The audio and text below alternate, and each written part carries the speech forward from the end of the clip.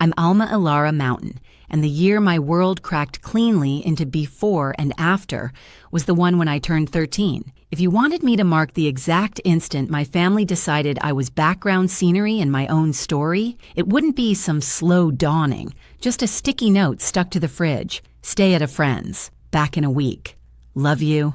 No signature, no explanation, only my mother's graceful handwriting that read like indifference. They headed to Florida the morning of my birthday. My older sister, Jasmine Mountain, uploaded a picture with her pink suitcase and a cheerful caption about family time, while Lily Mountain, my little sister, followed it with palm tree emojis. I waited on the porch, backpack balanced on my knees, convinced the note was only the beginning and that someone, anyone, was about to arrive. An aunt, a neighbor, a stroke of luck. No one did. The streetlights flickered on and a dog barked at me like I didn't belong on my own front steps. I warmed a burrito I didn't even like and ate it at the counter, pretending the microwave's buzz counted as conversation. By the second day, I kept insisting it was all a mistake. By the fourth, another thought started whispering. One I wanted to push away. Maybe it wasn't an accident. Being the middle child had always meant serving as the quiet bridge between the star act and the finale. Jasmine collected awards and varsity letters. Lily had dance recitals, braces, and parties with color-matched cupcakes. I had responsible, which adults really use to mean unseen. But being forgotten on purpose introduced a whole new kind of silence. 6 days in, I left the library with a tower of borrowed books stacked like armor. The heat shimmered so hard it blurred even my shadow. That's when a glossy black car slowed to the curb, its windows sliding down like something from someone else's life. Alma. Surprise in a voice I half recognized. Uncle Richard. The rich one who'd quit family holidays before I could multiply double digits. Mom always called him conceited, which I now understand was her code for he keeps his boundaries. His eyes took in my backpack, sweat-stuck hair, and the tight smile I used as a shield. Why are you out here alone? Where are your parents? Florida, I said. The word felt absurd, like telling him they'd flown to another planet. And you're here. I see, he said under his breath. Whatever followed sounded like a comment I wasn't meant to catch. And then came the words, "Get in. You're not walking anywhere tonight." Every safety lecture I'd ever heard about strangers echoed through my head, but my empty stomach, after 3 nights of instant noodles and one of dry cereal, offered its own louder logic. Hunger counts as danger, too. The car carried the scent of leather and something sharp and new, not citrus or perfume, just the smell of money that hasn't gone stale. He drove to a diner with cracked red booths and pies trapped beneath glass domes. When the burger and milkshake arrived, I stared as though they might vanish if I blinked too long. He didn't push me to talk. He let me eat first, then asked about school, about friends, about what I cared about. History, I said, though mainly the parts everyone misremembers. That answer made him smile slightly, as if he'd just discovered a small secret about me. When we reached my street, he didn't bother to park, just idled and told me to pack a bag. I blinked. What? You're not staying alone on a sofa in a dark house while your parents shop for sunscreen. Pack, Alma. Some moments open up the world like it has hidden hinges. The door turned, and his home felt like another planet entirely. The guest bed looked too soft to touch. I perched carefully on its edge, afraid even to wrinkle the blanket. He leaned against the frame and raised an eyebrow. Planning to sleep upright forever? I whispered that I didn't want to mess up his sheets. They can be washed, he said with a half smile that held warmth instead of mockery. Things exist to be used, not feared. Morning came with orange juice poured into a real glass. At home, our cups were sun-faded souvenirs that still smelled faintly of plastic. I held his glass as if it might break from being looked at wrong. It's just juice, not a legal agreement, he teased. Drink. When the teacher asked who would attend my meeting that week, he didn't pause before answering. I will. The calm weight of those 2 words loosened something inside me that had been clenched for months. I didn't know what to do with generosity. When he bought jeans and a sweater, I hid the tags, convinced he'd want to take them back. When he handed me lunch money, I saved it and ate crackers, because spending felt like trespassing. It took 12 days before he found me in the kitchen at midnight, crouched over a cereal box. "Why?" he said from the doorway. Are you rehearsing to be a raccoon? I told him I didn't want to take too much. He opened the fridge, scooped pasta into a bowl, warmed it, and pushed it toward me. If it's in this house, it belongs to everyone who lives here, he said. That means you, too. I nodded, swallowing against the sting in my throat, determined not to let tears fall into the pasta. Crying seemed extravagant, and I didn't want to feel indebted.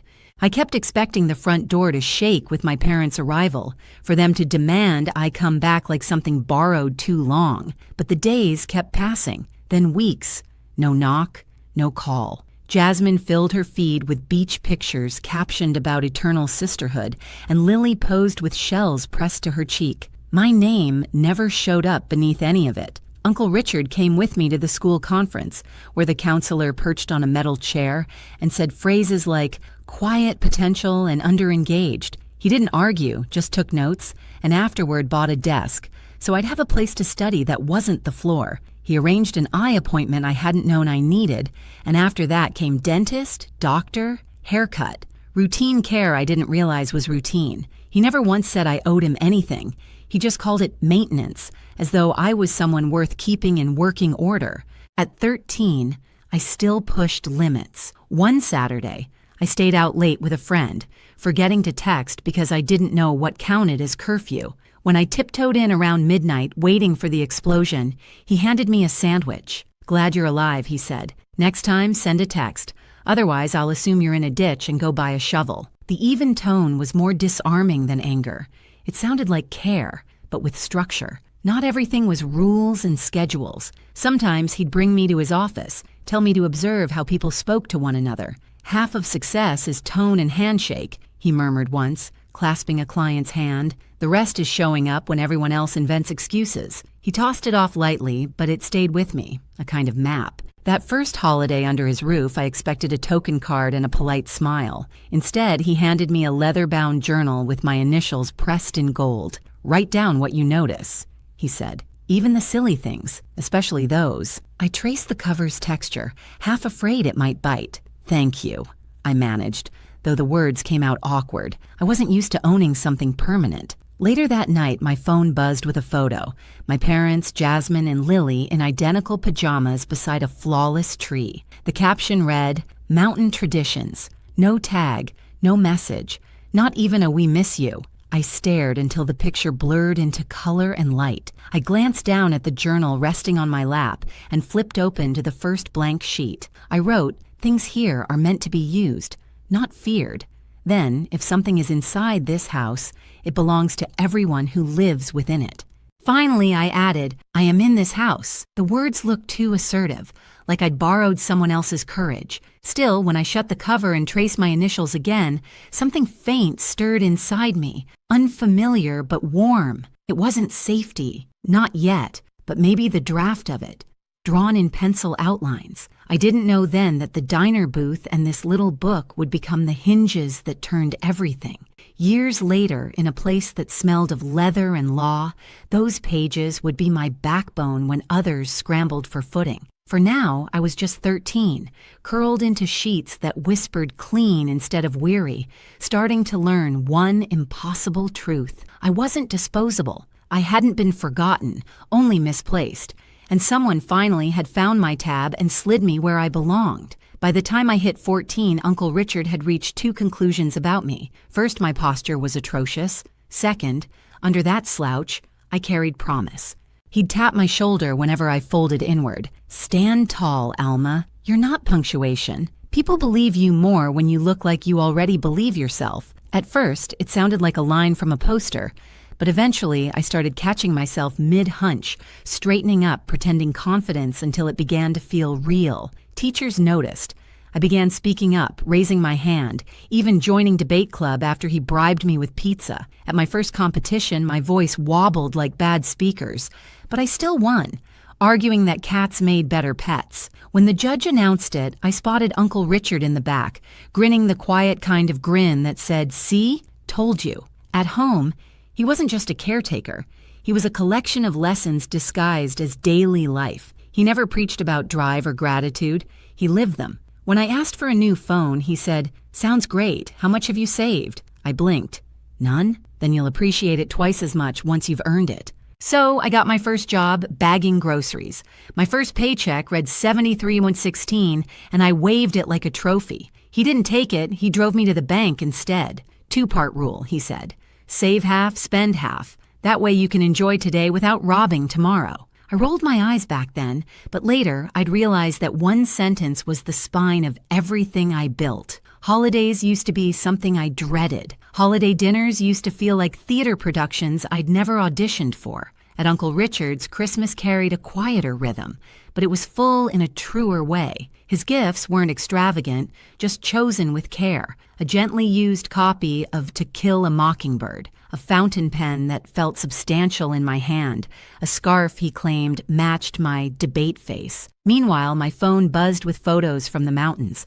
My parents, Jasmine and Lily, posing beside palm trees and tables that looked staged for glossy spreads. No one ever wrote, "Wish you were here." The hurt still stung, but it no longer emptied me out the way it used to. It reminded me instead that I was learning what family could look like when it wasn't all for show. One Christmas, he passed me a small box. Inside was a silver keychain engraved Mountain and Carlton. A work in progress, he said. I looked up, confused. A work in progress? He smiled. Because that's what both of us are. You're learning to build. I'm learning not to do it alone. Words failed, so I just hugged him. It was clumsy, like two people trying to remember an old language, but he didn't let go first. That night in my journal, I wrote, "You don't need shared blood to share a home." By 16, he began taking me to his office during summers. I was terrified. Surrounded by pressed suits, shining desks, and people who carried themselves like gravity worked differently for them. During introductions, he leaned close and whispered, "Relax." They put their pants on one leg at a time. Some even fall over doing it. I laughed, and the fear dissolved. That became our running joke whenever I felt small. One leg at a time, kid. He taught me things no classroom ever touched. How to listen before answering. How to see what people meant instead of what they said. How to grip a hand like you meant it. Half the world bluffs, he told me once. The other half apologizes for existing. Learn to do neither. That was the first time I believed maybe I could build something more than just survival. At 17, the contrast between where I'd come from and where I was now felt sharp enough to draw blood. Jasmine filled her feed with college acceptance posts, tagging everyone but me. Lily posed beside her new car, captioned, "Thanks, Mom and Dad." Her grin as glossy as the paint. I stared at that photo while Uncle Richard brewed tea and murmured, "They don't even check in. Not a single text. Not even a happy birthday." He didn't glance up from his mug. "How long do you plan to wait for them to remember you?" The question cracked through the quiet like thunder in a closed room. I didn't answer, and he didn't expect me to. That night, I stopped waiting for the mountains to turn around. Instead, I began the long work of remembering myself. During senior year, Uncle Richard handed me a small box before prom. Inside lay a slender silver bracelet with a tiny engraved A. "Don't chase approval, Alma," he said. "Chase peace. Approval is borrowed. Peace is something you keep." I didn't know it yet, but that line was a signpost for everything that would follow. The heartbreak, the betrayal, the showdown that would measure all his lessons. But in that moment, I just smiled, clasped the bracelet, and told him he sounded like a fortune cookie. He laughed. "Then make sure you open it before it's stale." That night, beneath strings of lights and a DJ who loved volume more than rhythm, I laughed without checking if anyone noticed. No invisible leash pulling me back. No note taped to a fridge saying back in a week. Just me, Alma Mountain, unfinished but real, finally learning what it felt like to be seen. College had never been part of the script my parents wrote for me. Jasmine was the prodigy with scholarships, Lily the golden child with trophies and tiaras, and me, the one expected to be realistic. Family shorthand for don't hope too high. If not for Uncle Richard, I might have stayed inside that limitation. He didn't simply hand over tuition, he made me fight for every piece. We sat for hours at the kitchen table surrounded by spreadsheets, loan guides, and financial aid forms until the numbers swam. Scholarships first, he insisted. Grants second. My help fills the gaps, not the base. So I hunted. There was a scholarship for left-handed students. I spent 2 weeks teaching myself to write lefty. Another for descendants of beekeepers. I composed an essay on the sacred balance between bees and humans, even though my only encounter involved sprinting away from one in 3rd grade. Bit by bit, I stitched together a future. When the envelope from Western Summit University arrived, Uncle Richard examined it like a deal he'd personally brokered. "Congratulations," he said, his voice steady but proud. His eyes were bright when he said it. "Now go prove them right." Move-in day was chaos. Parents juggling boxes, balloons bobbing, everyone crying in doorways. Mine didn't come. Not a message, not even a good luck. Uncle Richard carried everything up 3 flights in the August heat, his shirt sticking to his back, but he refused to let me take the heavy ones. "This counts as my annual workout," he joked. "Don't tell my trainer I actually broke a sweat." When the room was finally set, I stood there taking in the mismatched sheets, the thrift store lamp, the faint bleach smell, and felt a pang twist deep inside. He must have noticed, because he said softly, "Don't look for them here, Alma. Look forward. That's the direction you're headed." I could only nod, throat tight. Before leaving, he gave me a small envelope. Inside, a note in his neat block handwriting. "If you ever doubt you belong, check your reflection. You got here without them." I taped it inside my planner and kept it there all 4 years. Those first months were rough. I felt like an intruder in every class. The girl in secondhand shoes, carrying detergent-scented bags instead of luxury ones. But Uncle Richard called every Sunday without fail, sometimes just to tease. So, Miss Dean's list, still living on ramen and determination? "Barely," I'd say. "Good," he'd reply. "Struggle keeps you sharp." That rhythm steadied me. His voice was a kind of gravity. In my sophomore year, I met Ethan Cole, the kind of person who could make a room exhale. We met volunteering at a community garden. He was actually planting things. I was pretending to know how a shovel worked. He offered to show me, and I rolled my eyes but let him. We started seeing each other months later, slowly, carefully, but it was real. Ethan wasn't a hero type. He didn't try to save me. He respected me.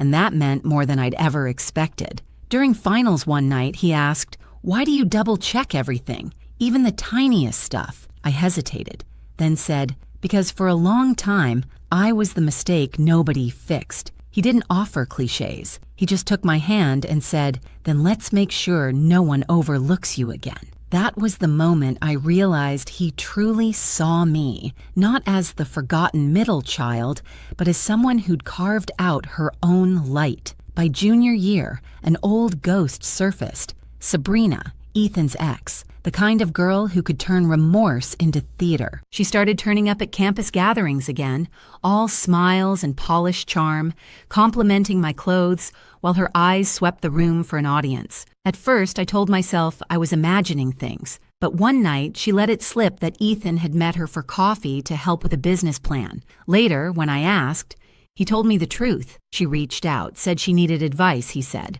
I didn't think it was a big deal. It shouldn't have been. But that old sting of being replaced and forgotten came rushing back like a reflex I couldn't control. That night, Uncle Richard's words replayed in my mind. Half the world bluffs. The other half apologizes for existing. Do neither. So I didn't accuse him, and I didn't plead. I simply said, next time, let her find someone else's generosity. Ethan nodded. No protest, no defensiveness. That quiet acceptance told me more than any speech could. By senior year, everything seemed to align like a long-delayed sunrise. I earned my degree in civil engineering, the same field Uncle Richard once described as the art of creating what endures. He sat in the front row at graduation, clapping so loud the dean actually paused to look up. Afterward, he handed me a modest silver pen. Use this to sign the contracts you'll be proud of, he said. I smiled. Not my autograph? He chuckled. One day. Build first, brag later. While others celebrated that night, I stayed in my dorm rereading the journal he'd given me when I was 13. The pages were filled now.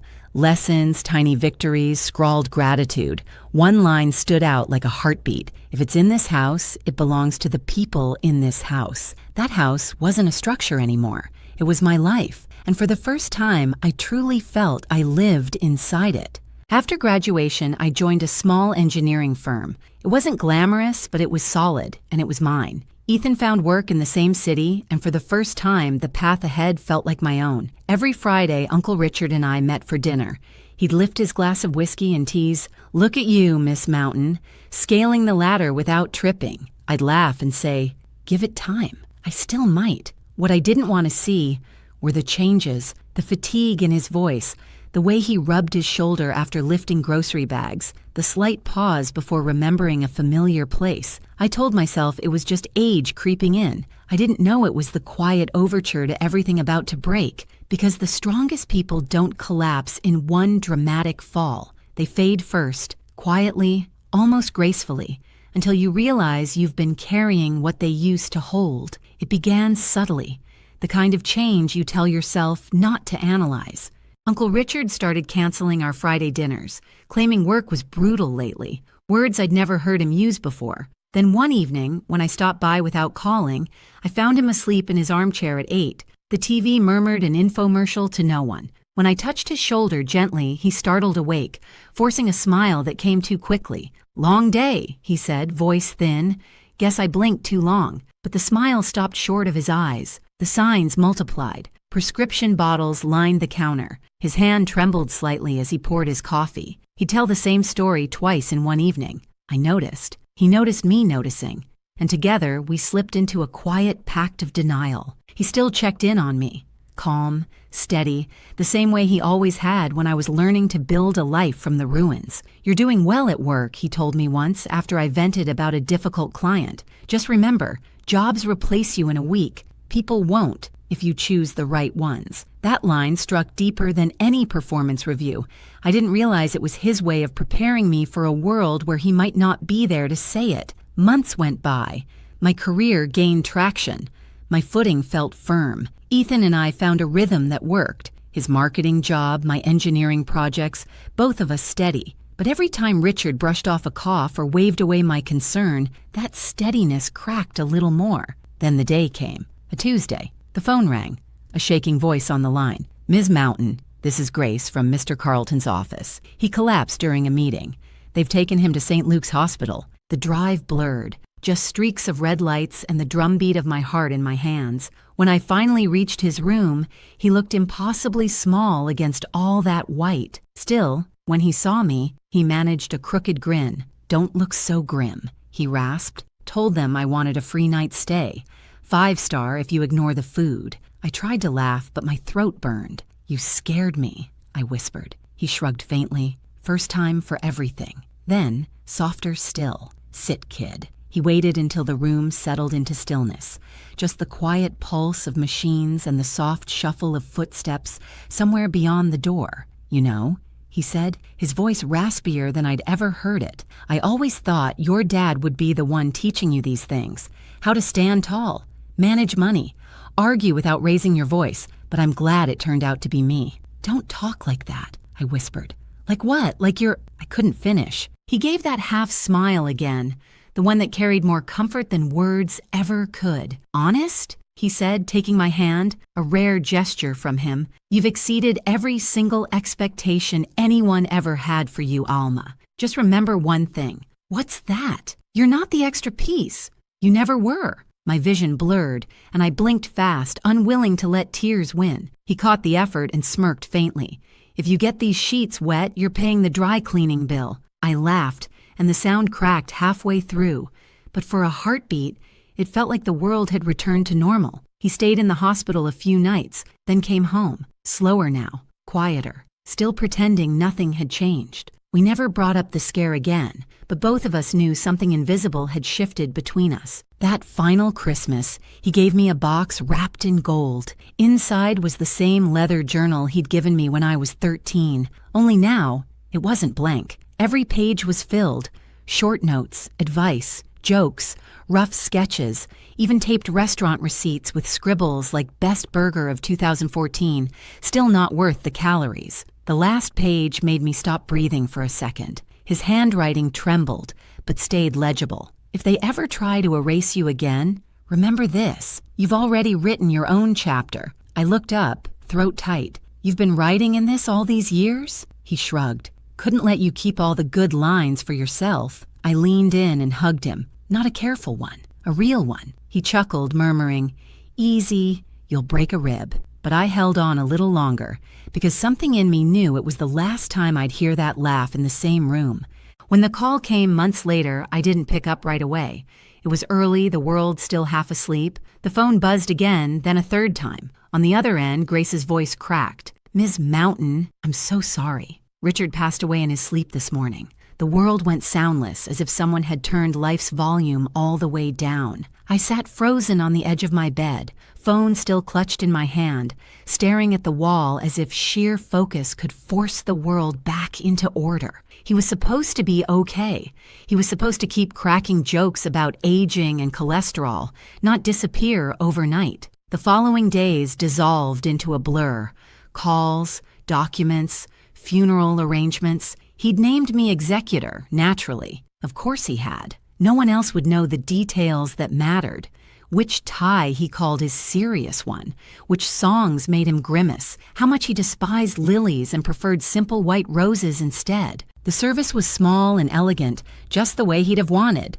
A mix of old friends, a few colleagues, and those rare people who truly mattered. I stood near his photo, nodding through condolences that felt muffled, like I was underwater. And then they appeared, my parents, Jasmine, Lily, walking into the chapel as if it were a red carpet event. My mother hid behind oversized black sunglasses, large enough to conceal both her eyes and her conscience. My father shook hands with strangers, offering solemn words about what a loss to the family it was, despite not having spoken to Richard in over 15 years. When they finally noticed me, their faces went through a storm of emotions, shock, guilt, and calculation all tangled together. "Alma!" my mother gasped, clutching my hand. "We had no idea you and Richard were so close." I pulled away gently. "You never asked."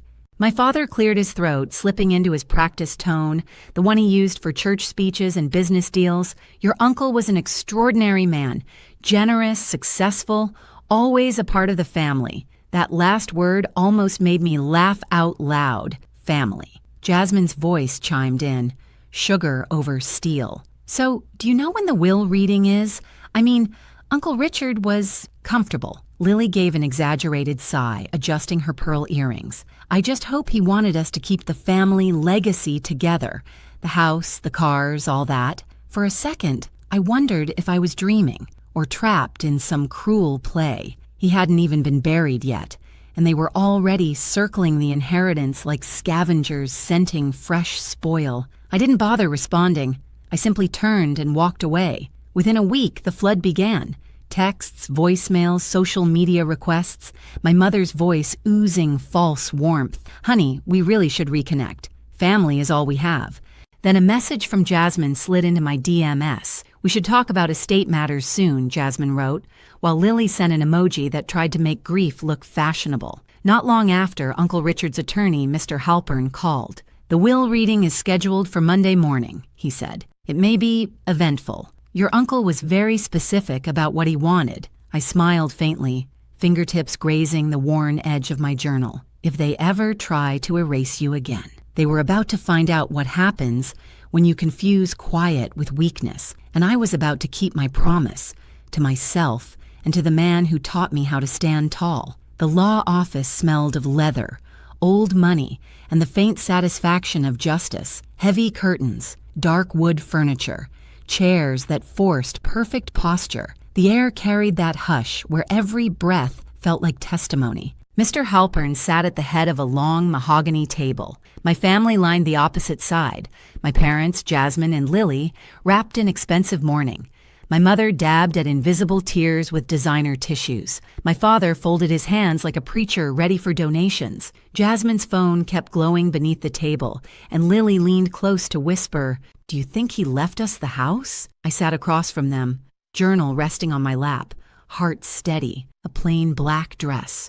No statement jewelry, no armor. I didn't need any. Halpern cleared his throat. "We are here to review the last will and testament of Richard Carleton." His tone was precise, deliberate. He began with the usual. Debts settled, small donations to charities, gifts to long-term staff. My family fidgeted, trying to look patient, practically vibrating with greed.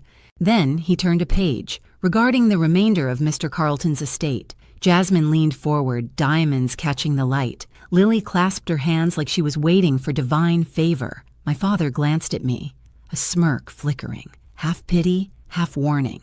Halpern read slowly, each word crisp as glass. To my estranged relatives who remembered me only when my bank balance suited their needs, I leave nothing. The silence split the room.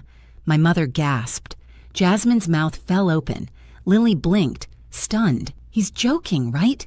she whispered. Halpern didn't pause. He turned another page. To my niece, Alma Mountain, abandoned at 13 but never absent since, I leave the entirety of my estate, all assets, properties, accounts, and holdings. For one suspended moment, no one breathed, and then, like a single movement, 4 pairs of eyes locked on me. Jasmine was the first to break the silence, her voice sharp and trembling. "That's impossible. He barely even knew her." I kept my tone steady. "He knew me for 15 years. You just stopped paying attention." My father's face flushed crimson. "You manipulated him. You poisoned him against his family." I rested my palm on the journal, fingertips tracing the soft, worn leather. "No," I said quietly. "You did that yourselves, the day you left me with a note on the fridge." Lily tried her practice sweetness. "Come on, Alma. You're not really planning to keep everything, are you? We're family." That word again, family. I let out a slow breath and smiled, not cruelly, not smugly, just weary. "Funny," I said. 15 years of silence doesn't sound much like family, but sure, now that there's money on the table, suddenly we're related again. Mr. Halpern closed the folder with a soft, final snap. "The will is airtight. Mr. Carlton was very specific. Any contest will be dismissed immediately." My mother opened her mouth, then thought better of it. The disbelief on their faces curdled into anger, the same look they'd worn years ago when they realized I no longer needed their permission to exist. I smoothed the front of my dress and stood. "If you'll excuse me, I have things to take care of." "Mr. Halpern, thank you for your time," Jasmine hissed. "This isn't over." I met her gaze evenly. "It was over when you stopped calling me your sister." Then I turned and walked out. Outside, the air felt new, sharper, cleaner, as if the world had been holding its breath and finally exhaled for me. Sunlight bounced off the building's glass facade, momentarily blinding, and in that flash, I saw myself. Not the scared 13-year-old with a backpack waiting for someone who never came, but a woman standing on her own ground, exactly where she chose to be. I pulled out my phone, opened my messages, and found the contact I still wished existed.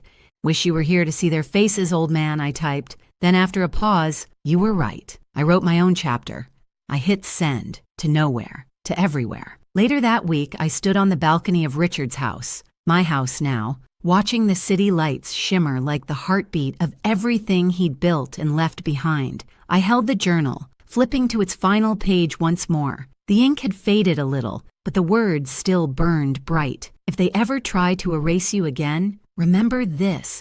You've already written your own chapter." I smiled. "I did," I whispered, "and I'll keep writing." In that moment, I wasn't thinking about money or deeds or assets. I was thinking about that 13-year-old girl on a porch, clutching a backpack and a fridge note, wondering what she'd done wrong. If I could reach back to her now, I'd tell her this: "One day, you'll have a home that doesn't treat you like a visitor, a life that never apologizes for taking up space, and a name no one overlooks." Ethan stepped out onto the balcony, wrapping an arm around my shoulders. "You okay?" I nodded, leaning into him. "Yeah, just feels like full circle." He looked out at the city spread beneath us. "He'd be proud, you know." I tilted my face toward the sky, soft silver blue above the skyline. "I think he already is." Below us, the city lights shimmered like turning pages, and for the first time, the story belonged entirely and irrevocably to me.